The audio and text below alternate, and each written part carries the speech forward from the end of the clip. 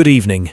There is a specific kind of physical discord that occurs when the Whitehall varnish of safety meets the cold reality of the pavement.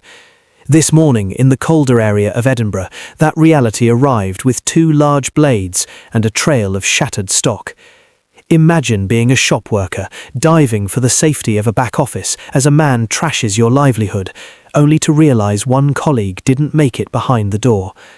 2 people are in hospital tonight, and a residential block was turned into a 4-hour security cordon as armed police negotiated with a suspect who had simply sauntered home after the act.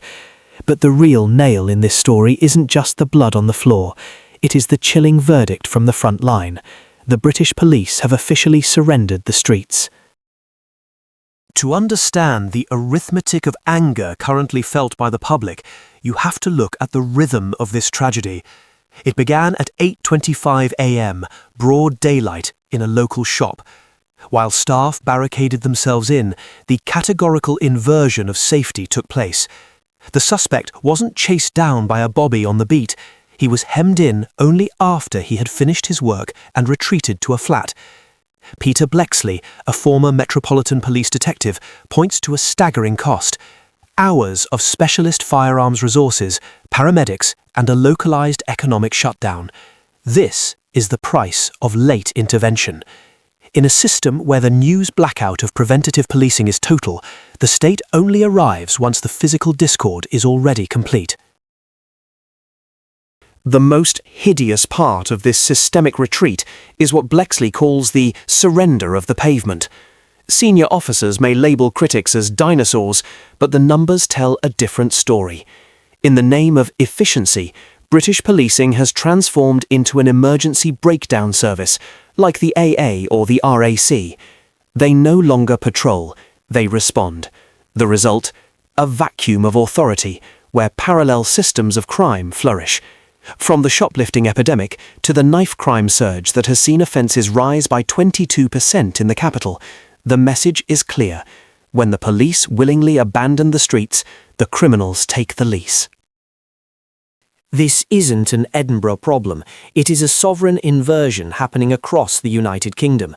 While the government flexes about record-high funding, over 9,000 experienced officers have quit in a single cycle. They are fleeing a system that prioritizes digital cordons and mean tweet monitoring over physical presence. As we saw in the recent 11-city unrest, the functional minimum of the state has been reached. When you spend hours on a single suspect in a flat, while a new knife attack occurs every 16 minutes elsewhere, the maths of the mud no longer adds up. The public is paying for a shield that is increasingly invisible until the glass has already shattered. The siege in Edinburgh has ended, but the national discontent is just beginning to boil. We are witnessing a deadlock between an elite that thinks containment is the same as control, and a public that knows its safety has been liquidated.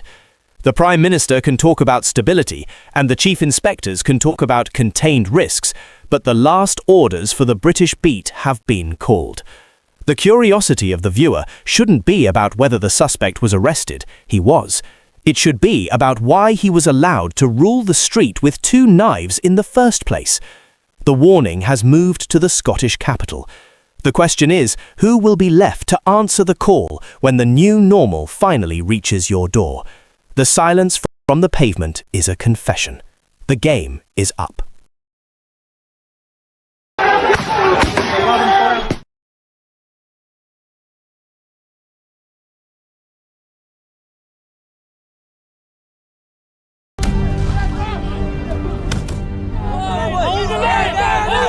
"107 police officers injured, homes smashed open, cars burned in residential streets, a leisure centre reduced to a mangled, smoking skeleton, migrant families fleeing their neighbourhoods in the dead of night.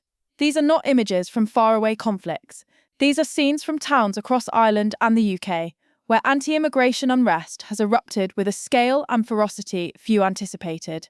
The damage is staggering, not only because of its size, but because of what it signals: a breakdown of trust, an atmosphere thick with fear, and a public mood turning sharper by the hour. And the deeper you look, the clearer it becomes that these events are not isolated sparks. They are flare-ups of the same pressure building across two nations, pressure that no government has yet managed to release. In Ballymena, tension burst without warning. Streets that had been quiet days earlier were suddenly filled with the crackling roar of fireworks being fired horizontally into police shields. Bricks and bottles followed. Officers pushed forward, fell back, regrouped, and were struck again. For 3 consecutive nights, the clashes grew more severe, the explosions brighter, the crowd more determined. When daylight returned, the cost was brutally evident. Dozens of officers were hurt, families found their windows smashed, and cars stood gutted on driveways. Migrant communities pasted makeshift notices to their doors, insisting their houses were British households, hoping it might be enough to stop someone from shattering the next pane of glass. But fear spread faster than reassurance could. Entire streets saw families of Romanian, Bulgarian, and Filipino origin packing their belongings into their cars, leaving the homes they had lived in for years. In one neighbourhood, nearly 2/3 of a Roma community left altogether, too frightened to stay another night. The violence then struck Larne. A leisure centre temporarily housing displaced migrants was forced open by masked men and set alight. Flames tore through the roof. Fire crews battled to contain the blaze, as police confirmed it was a deliberate attack. Officers brought in reinforcement units, including water cannons, to regain control of the surrounding streets. The sense of instability did not fade with the smoke. It settled in, heavy and unmistakable, a belief that something fundamental had shifted. Dublin, throwing bottles and launching fireworks at authorities during an anti-immigration protest sparked by allegations of an attack on a young girl. Across Ireland, anger was erupting in multiple places at once. These clashes were not spreading from town to town like contagion. They were surfacing independently, each driven by its own mixture of frustration, fear, and political disillusionment. And in Dublin, the tension snapped into full view. More than 1,000 protesters surged through southwest Dublin after news broke that an asylum seeker had been charged with the alleged assault of a 10-year-old girl. The crowd pushed forward with a force that overwhelmed officers. A Garda vehicle was set ablaze. A helicopter circling overhead was hit repeatedly by laser beams. Officers were struck by fireworks fired like munitions. Inside the hotel housing asylum seekers, families pressed themselves against interior walls as the sounds of glass, explosions, and shouting filled the air. But what's most alarming is not just the violence itself, but the pattern it fits into. Across the UK the previous year, more than 30 towns had already faced their own anti-immigration demonstrations, some spiralling into nights of open disorder. Hotels became flashpoints, streets filled with confrontations. Councils spent millions trying to stabilise communities, often with only partial success. Put together, these events reveal a continent-wide unease, where social tension no longer waits for a single trigger. It erupts wherever the pressure is highest. Inside Downing Street, these scenes have landed with the weight of a political crisis. Keir Starmer, already under pressure to bring immigration under firmer control, now faces a reality where unrest is unfolding faster than policy. His Home Secretary has pushed to accelerate deportations, tighten asylum rules, and reduce visa pathways for workers and families, arguing that public confidence can only be rebuilt through decisive action. Yet these measures have not calmed the streets. Instead, the government finds itself caught between two forces moving simultaneously. One side accuses Starmer of being too slow, too cautious, too unwilling to confront what they see as a national emergency. The other argues the government is abandoning humanitarian responsibilities and fueling fear with rhetoric that emboldens extremists.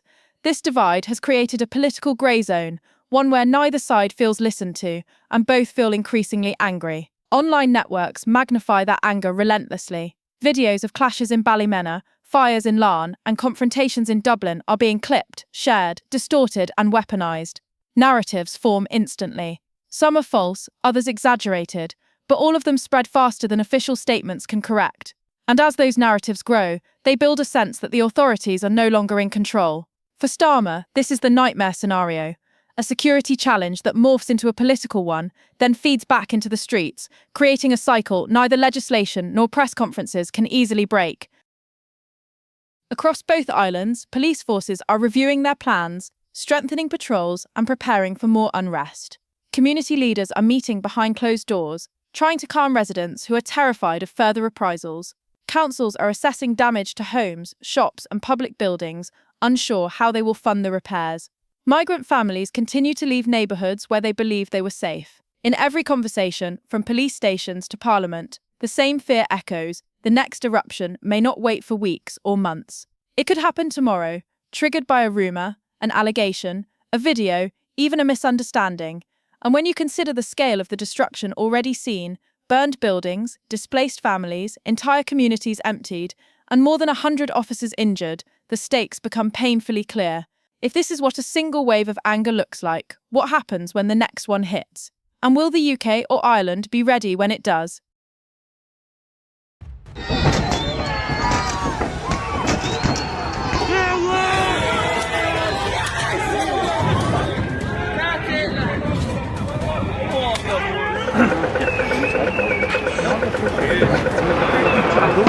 They're going around there at all. Don't go around there at all. You can hear what's going on. Go as far down there as you can.